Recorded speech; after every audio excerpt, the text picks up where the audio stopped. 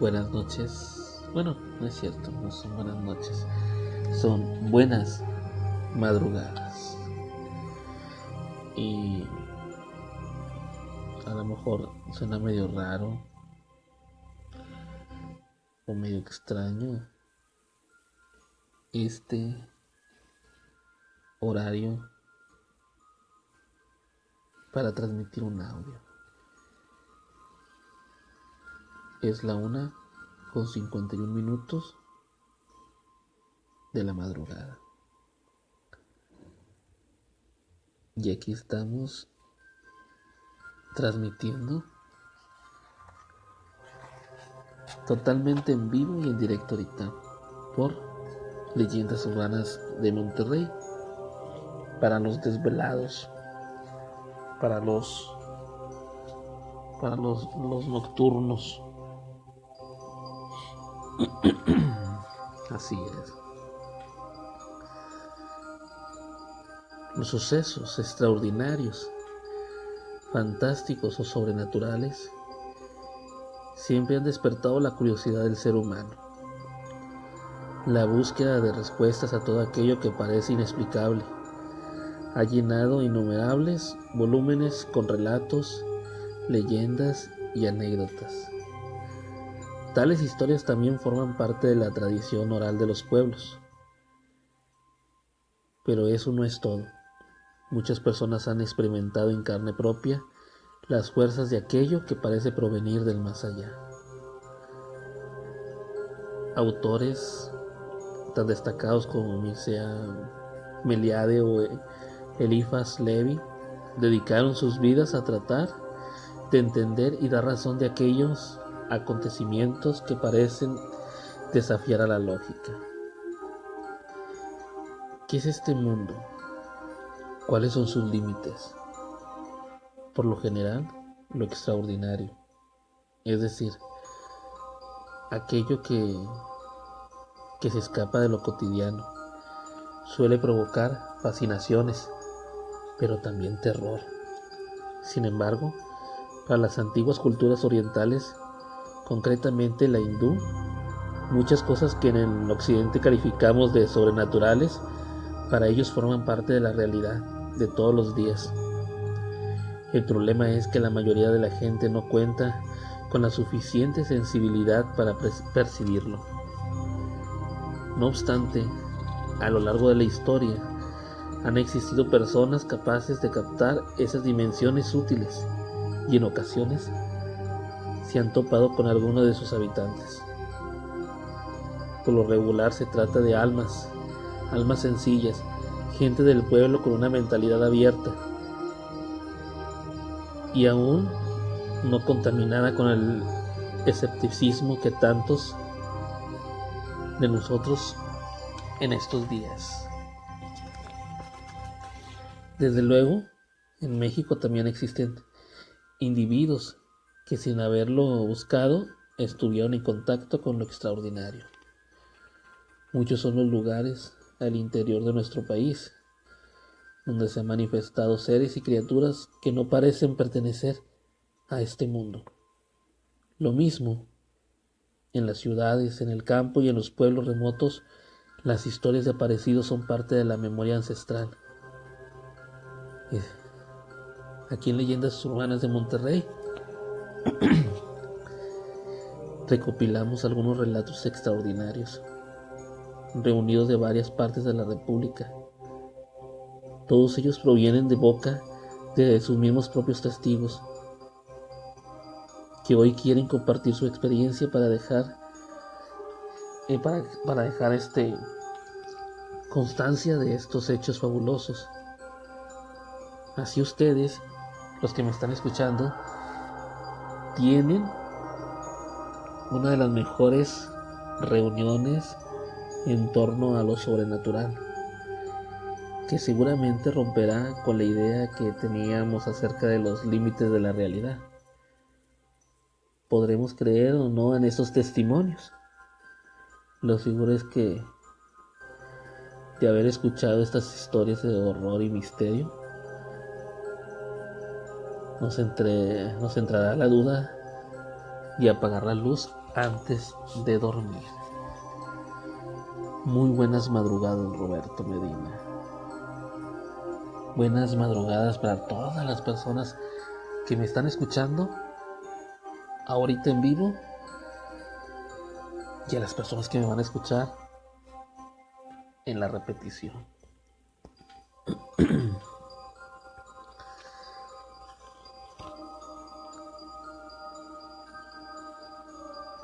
¿Ustedes saben del diablo en Veracruz? El territorio que ocupa México ha sido desde la época prehispánica un lugar en el que confluyen energías muy poderosas. No por nada, junto con Egipto, es la única zona geográfica donde se construyen pirámides de grandes dimensiones. Estas antiguas civilizaciones se encuentran envueltas en un misterio que los arqueólogos y otros especialistas comienzan apenas a comprender. Además, en México la mezcla de las antiguas religiones indígenas y su visión mágica del mundo con la influencia cristiana dieron lugar a una cosmovisión tan diversa como las imágenes de un caleidoscopio. Así, vemos que en muchas regiones del país lo extraordinario es algo usual en la vida de las personas, algo que forma parte de su cotidianidad y que por lo tanto no los sorprende. En el caso de México, existen centros energéticos que se ubican en diferentes puntos del país. En ellos han ocurrido desde siempre sucesos inexplicables. Hay que aclarar que la energía que se manifiesta en estos lugares puede ser positiva, pero también negativa o maligna. Tal es el caso de Veracruz, un estado en el que a través de relatos de sus habitantes podemos encontrar evidencias de las numerosas fuerzas luminosas y oscuras. Muchas de las religiones más importantes del mundo aluden a la existencia de seres que han desafiado el poder de Dios. Tal ambición los hizo apoderarse del conocimiento siniestro que los hundió en un abismo profundo. Estos seres nunca encontraron la paz. Se dice que deambulan por el mundo y con frecuencia son obstáculos entre el hombre y la divinidad. Quizás el más conocido de estos seres es Satán, llamado así por la religión cristiana y cuyo nombre quiere decir el enemigo, es decir, el adversario más peligroso de Dios y de los hombres. Los teólogos se han referido a Satán, llamado genéricamente el diablo, como un ser grotesco que sin embargo puede adoptar imágenes seductoras para lograr sus fines perversos. Entre estos, quizás el más importante sea el de apoderarse del alma del ser humano. Ambrosio Hernández es economista radicado en el Distrito Federal, que vivió su infancia en un pueblo del sur de Veracruz llamado Los Naranjos. El señor Hernández no solo escuchó durante su niñez historias relacionadas con el diablo, sino que tuvo un par de encuentros con él. La historia de Hernández nos proporciona la imagen de este ser de poder infinito y maldad inconcebible. Lo que les voy a platicar o a narrar aquí en Relatos y Leyendas son algunos testimonios de la existencia real del diablo en Veracruz y de las diversas formas en que ha intentado apoderarse de las almas de quienes visitan ese lugar. Saludos para Omar, que se encuentra en su trabajo, y saludos a todas las personas que me están escuchando ahorita a las 2 de la madrugada, aquí en Relatos y Leyendas. El diablo en Los Naranjos y la señal para quedarnos. Yo acababa de cumplir 2 años cuando mis papás decidieron venir a vivir a Los Naranjos, población del estado de Veracruz. Mi madrina, quien era reconocida predicadora y vidente, nos había advertido que en aquella zona andaba el diablo y que debíamos tener cuidado. Cuando llegamos a Los Naranjos, pasamos por un lugar conocido como La Curva, Tiempo después supimos que allí ocurrían cosas extrañas, con mucha frecuencia. Era un punto en el que se cruzaban las vías de los ferrocarriles, que conectaban a la capital del país con Mérida y Orizaba con Jesús Carranza.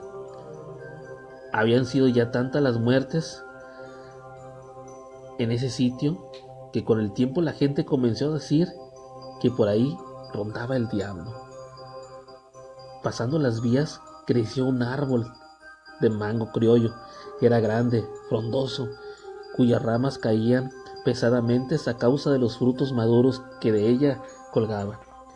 Entre sus hojas, delineadas por los destellos rojizos del sol, mis padres vieron una pequeña luz. Era una luz reflejante cuyo origen no pudieron explicar.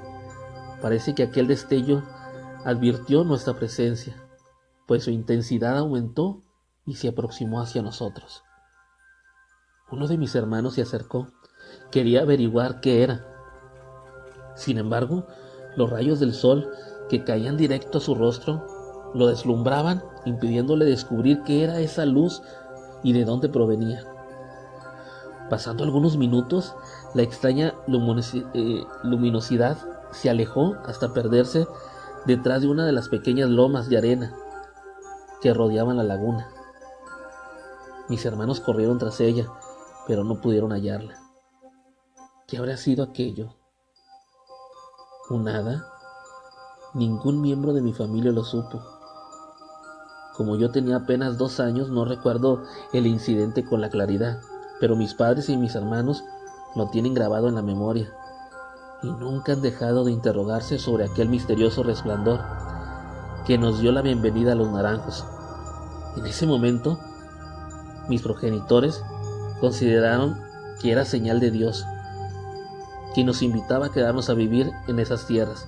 Sin embargo, yo no estuve tan seguro de esa interpretación. Esa primera noche acampamos junto al árbol de mango, y aunque dormimos bajo el cielo raso y con un hueco en el estómago, un sentimiento de emoción se reflejaba en el rostro de mis padres. Fue ahí donde construyeron nuestra casa y donde yo crecí. A la noche siguiente, mis padrinos reunieron a los fieles, entre ellos a mí y a los integrantes de mi familia.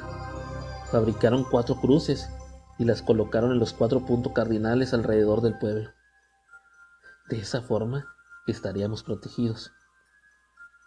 Dios, por boca de mi madrina, Damiana, lo había ordenado así.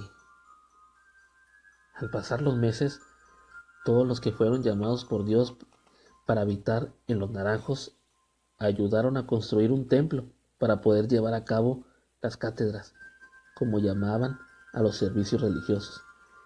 En ese lugar, mi madrina Damiana, a quien llamaban medium o sacerdotista, tendría un lugar adecuado para realizar su labor. Ella era poseída por la energía divina y a través de ella Dios podía comunicarse con nosotros. Recuerdo que la entrada del templo estaba el siguiente letrero: Templo Espiritualista Trinitario Mariano. Voy a hacer una pequeña pausa a lo que les estoy compartiendo. ¿Quieren que continúe o detenemos este primer capítulo? Continuando con lo que les estoy narrando, empezaría narrando la primera aparición del diablo. Para las personas que se están conectando ahorita o que me están escuchando en el audio, para entender de lo que estoy hablando, tendrás que escuchar todo el audio desde el principio, porque a continuación, la primera aparición del diablo. La gente de los naranjos cultiva caña. Había que ir todos los días al campo para trabajarla, pero solamente durante las noches de luna llena se podía hacer la quema, pues durante el día el calor del sol y del fuego era demasiado abrasante. Los campesinos salían alrededor de las 7 de la noche para la quema de la caña. Era común ver desde mi casa, pasando las vías del ferrocarril, el resplandor de las linternas de petróleo. Las pequeñas luces desfilaban rumbo al cañizal. Al llegar a la madrugada, todas veíamos regresar y dispersarse. A la mañana siguiente, solíamos preguntarle a mi papá sobre los incidentes de la noche anterior y si había visto al diablo. Mi padre no contestaba. Se limitaba a sentir con la cabeza y podía percibir en sus ojos un intenso fulgor. Nosotros queríamos escucharlo, pero él decía que era necesario esperar a que llegara la noche. Y es que era por la noche cuando bajo la oscura bóveda celeste, salpicada por incontables estrellas, mi padre nos narra las historias del diablo en Los Naranjos. Todos escuchábamos con atención e inquietud. Así conocimos las distintas formas en las que dicho ser se les aparecía a los habitantes del pueblo. Al principio, esa criatura maligna se manifestó mediante visiones y sueños, pero luego las personas comenzaron a toparse con él y su influencia logró corromper a mucha gente de la localidad. Aquella noche, mi padre comenzó su historia describiéndonos cómo ardían los carrizos de la leña y cómo se levantaban las columnas de fuego como paredes gigantescas que habían cobrado vida. Nos detalló cómo se movían con furia amenazante y escapaban hacia el cielo en puntas flameantes que se convertían en humo denso y oscuro.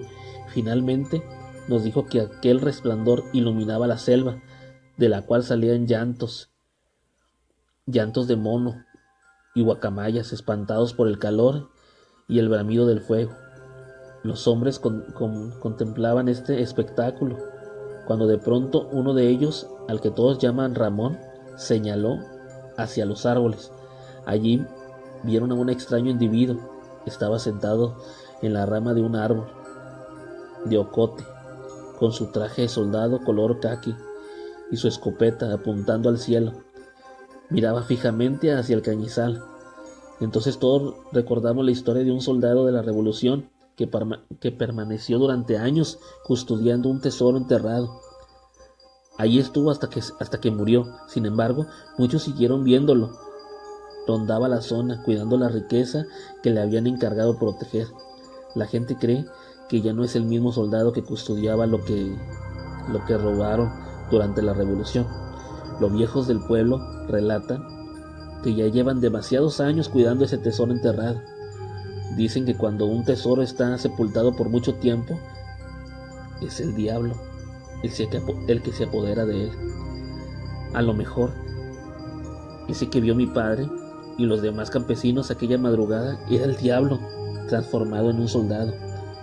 Yo creo que así era, porque noches después mi padre nos contó que Jacinto, un ambicioso muchacho del pueblo, quiso apoderarse del mencionado tesoro. Durante días lo vieron deambular por las calles o bebiendo en la cantina de Raúl Neri.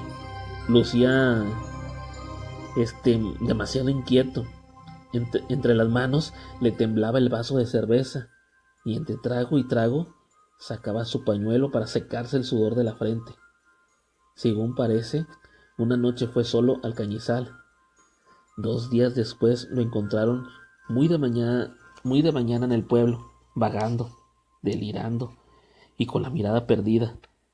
Lanzaba estruendosas carcajadas que espantaban a la gente y decía a gritos: ¡Lo vi! ¡Lo vi! ¡Lo vi! ¡Vi el oro! Y lo tuve en mis manos, lo tuve entre mis manos.